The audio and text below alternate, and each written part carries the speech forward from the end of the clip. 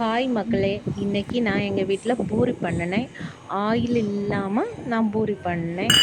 அதுக்கு ஃபஸ்ட்டு கொஞ்சமாக கோதுமை மாவு எடுத்துக்கிட்டேன்.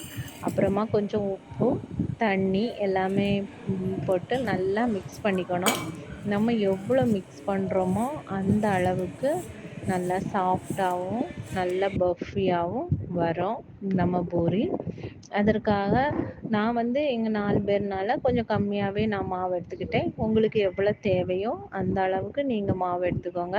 நல்லா மிக்ஸ் பண்ணிவிட்டு கொஞ்சம் நேரம் அப்படியே அதை வச்சுட்டு அந்த டைமில் ஒரு பாத்திரத்தில் தண்ணி எடுத்து நல்லா சூடு பண்ணிக்கணும்.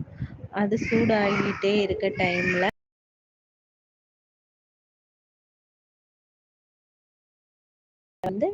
மாவை சப்பாத்திக்கு பண்ணுவோம்ல, அதே மாதிரி சின்னதாக திரட்டி வச்சுக்கணும்.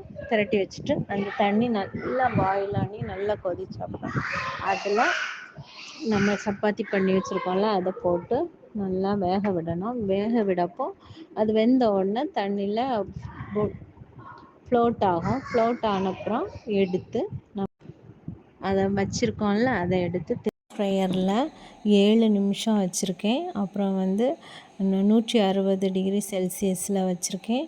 என்னோடய ஏர் ஃப்ரையரில் இவ்வளோ வச்சுருக்கேன். உங்களுக்கு எவ்வளோ வைக்கணுமோ அந்த மாதிரி வச்சுக்கோங்க.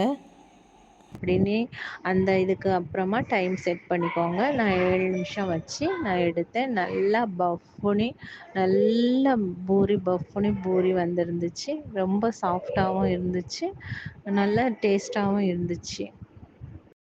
அந்த பூரி கூட நம்ம சிக்கனோ அல்லாட்டி மட்டன், கடலை குருமா, உருளைக்கிழங்கு அந்த மாதிரி எதுனாலும் வச்சு சாப்பிடலாம். நல்லா டேஸ்டியாகவும் நல்லா ஹெல்த்தி தான். இப்போ நிறைய பேருக்கு கொலஸ்ட்ரால் இருக்குது. அதை நம்ம இந்த மாதிரி செஞ்சு சாப்பிட்டா நம்ம உடம்பை நம்ம பாதுகாப்பாக பார்த்துக்கலாம்.